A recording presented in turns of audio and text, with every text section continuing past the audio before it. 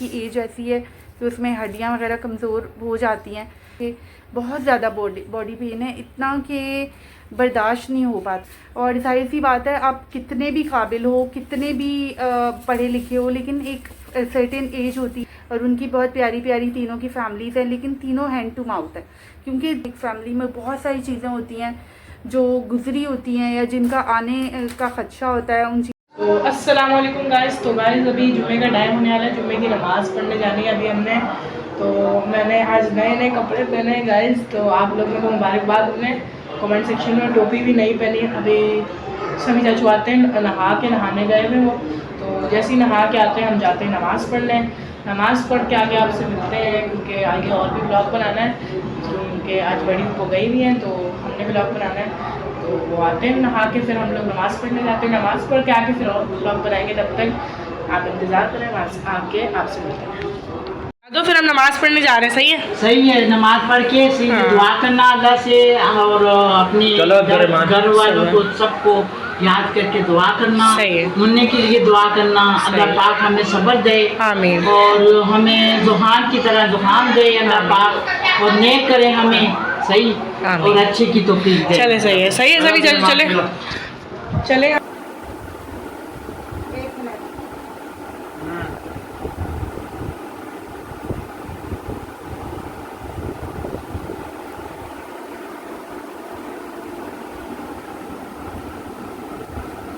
Button तो बंद करो ना, कुछ करते हो ना करने देते हो। इधर अब इधर आओ, इधर आओ।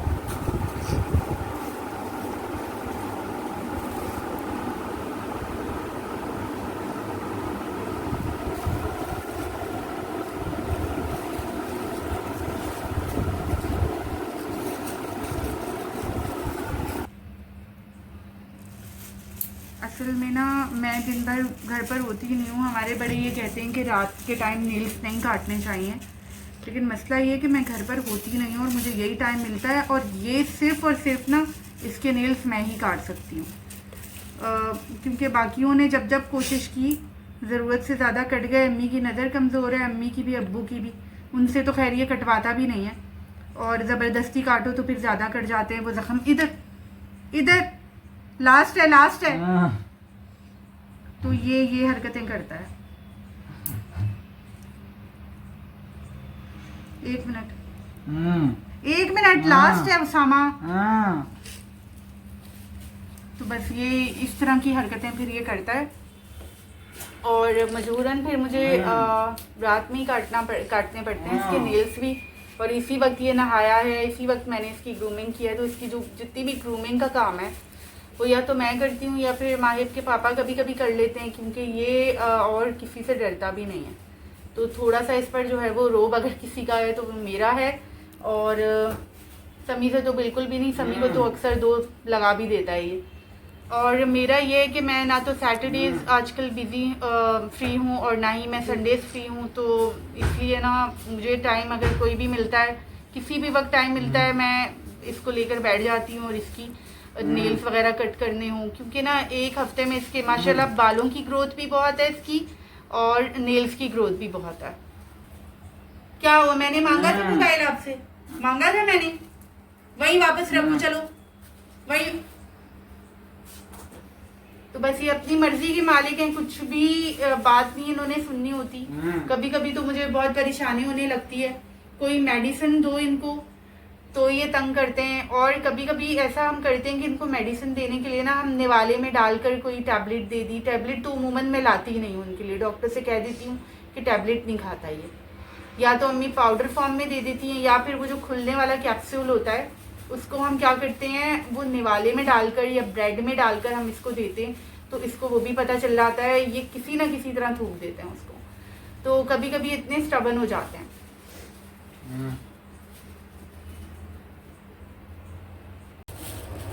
और आजकल अम्मी की तबीयत भी कुछ ख़ास सही नहीं रहती। अम्मी को ना अजीब सा जिस्म में, पूरी बॉडी में दर्द होता है।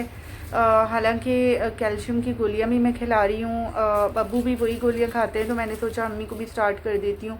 और हड्डियों वाले डॉक्टर के पास लेकर जाना चाह रही थी, क्योंकि जाहिर सी बात है उनकी एज ऐसी है कि तो उसमें हड्डियाँ वगैरह कमज़ोर हो जाती हैं। और अम्मी कोई इतना हेल्दी कोई चीज़ खाती भी नहीं है, ना ही दूध वगैरह का कोई इंटेक है। तो अभी मैं सोच रही हूँ कि इस बारे में थोड़ा सा आप लोग भी प्लीज़ मुझे कुछ सजेस्ट कीजिएगा कि वो फूड सप्लीमेंट्स वगैरह आते हैं या कोई ऐसी चीज़ जो अम्मी की एज के लिए उनके लिए मुफीद साबित हो, तो आप मुझे ज़रूर बताइएगा। क्योंकि अम्मी का ना डेली बेसिस पे यही है कि बहुत ज़्यादा बॉडी पेन है, इतना कि बर्दाश्त नहीं हो पाता है उनसे। फिर वो कैफ्लाम या कोई भी पेन किलर वगैरह ले लेती हैं, लेकिन उससे भी आराम नहीं होता। मैंने सुना है एक दो लोगों से, कुछ लोग, ज़ाहिर सी बात है बहुत सारे लोगों को जब आप बताते हो तो हर बंदा अपनी अपनी तौर पे सजेशन देता है। तो मुझे बहुत सारे लोगों ने कहा कि वो मछली के कैप्सूल्स वगैरह मिलते हैं वो आप दें, लेकिन आपको पता है ये मौसम ऐसा है कि इस तरह की चीज़ दूंगी। अम्मी मेरी बीपी की मरीज़ हैं, हाई बीपी पेशेंट है, उनको कभी भी लो नहीं होता बीपी, उनको हमेशा हाई रहता है बीपी। तो फिर वो कहीं खुदा ना खास्ता, मैं तो घर पर होती नहीं हूँ, अब्बू भी बिज़ी होते हैं और अक्सर समी भी नहीं होता घर पे, तो मैं यही कि अम्मी का बीपी खुदा ना खास्ता शूट कर जाए। मैंने यहाँ तक भी कि मैंने ज़बान के नीचे रखने वाली टैबलेट भी घर पर ही रखी हुई है कि मैं अगर नहीं हूँ और ऐसा कुछ सिचुएशन हो जाए तो आप फ़ौरन ये करना।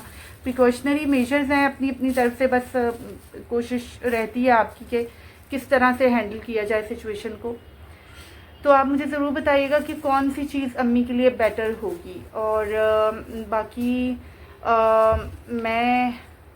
और मुझे बहुत अच्छा लगता है जब आप लोग अम्मी और अब्बू के बारे में अक्सर क्वेश्चनिंग करते हो, बहुत मुझे खुशी होती है इस बारे में। अब्बू के बारे में पूछा हुआ था, तो अब्बू, मैं आपको बताऊं, अब्बू मेरे 75 प्लस हो चुके हैं। और जाहिर सी बात है, आप कितने भी काबिल हो, कितने भी पढ़े लिखे हो, लेकिन एक सर्टेन एज होती है उसके बाद आपसे काम नहीं होता। लेकिन ज़ाहिर है मजबूरियाँ और महंगाई इतनी हो गई है कि आपसे जो है वो काम तो हर बंदे को करना पड़ता है। ये लो सामा, तो हर बंदे को करना ही पड़ता है। तो इसलिए मजबूरन तो किसी का भी दिल नहीं चाहता कि उनके पेरेंट्स जब इस एज में आ जाएं, जब उनकी आराम की एज होती है, जब जाहिर सी बात है आप थोड़ा सा भी चलते फिरते हो तो आपको जो है दर्द उठने लगते हैं या कहीं भी आप फ़ौरन से बीमार हो जाते हो। क्योंकि जो बुज़ुर्ग होते हैं ना, वो भी छोटे बच्चे की तरह होते हैं, तो वो फ़ौरन से कोई ना कोई चीज़ जो है वो यहाँ दर्द वहाँ दर्द तो पकड़ ली जाती है। तो जाहिर सी बात है ये मेरी वजह है। और आजकल पता है आपको, सब मिलकर घर पे काम कर रहे हैं ना, तो फिर भी आप हैंड टू माउथ रह गए हो। मेरे माशाल्लाह 3 भाई मैरिड हैं और उनकी बहुत प्यारी प्यारी तीनों की फैमिलीज़ हैं, लेकिन तीनों हैंड टू माउथ है। क्योंकि दौर इतना अजीब महंगाई का आ गया है ना कि सब अपने अपने तौर पर बस अपने आप को चला रहे हैं। तो इतना आसान नहीं रहा ना, महंगाई और हालात इस कदर एकदम से ऊपर गई है महंगाई कि सब परेशान हैं। तो बहरहाल आहिस्ता आहिस्ता इंशाल्लाह आपको और भी चीज़ें शेयर करूँगी। एकदम से तो ज़ाहिर है शेयरिंग नहीं की जा सकती, सब चीज़ें एक बार ही नहीं बता सकती। एक फैमिली में बहुत सारी चीज़ें होती हैं जो गुजरी होती हैं या जिनका आने का ख़दशा होता है उन चीज़ों का, तो वो आहिस्ता आहिस्ता इंशाल्लाह आपसे ज़रूर मैं शेयर करती रहूँगी। और आप यकीन करें, मुझे काम करने का बिल्कुल भी शौक़ नहीं है। हालांकि मेरे पास माशाल्लाह से डिग्री है, लेकिन मेरा था नहीं, मैं कभी भी जॉब नहीं करना चाहती थी। लेकिन कुछ चीज़ें ऐसी जो है वो मुझे फ़ील हुई तो मैंने जॉब स्टार्ट कर दी। अभी बहुत सारी चीज़ों में मैं हिस्सा डालती हूँ। मुझे अच्छा लगता है कि मैं अपने पेरेंट्स की किसी तरीके से अपने पेरेंट्स के काम आ रही हूँ और अपनी फैमिली के काम आ रही हूँ। और ये जो इनको मैंने अभी चिप्स दी है ना, इन्होंने खानी नहीं है, इन्होंने बस अपनी शॉपर में रख देनी है। इनको लग रहा है ये मेरा एसेट है और ये मेरा टॉय है, और जब भूख लगेगी तो हाँ निकाल कर खा लेंगे, लेकिन अभी फ़िलहाल ना ये दे दो मुझे, या तो चिप्स दे दो मुझे।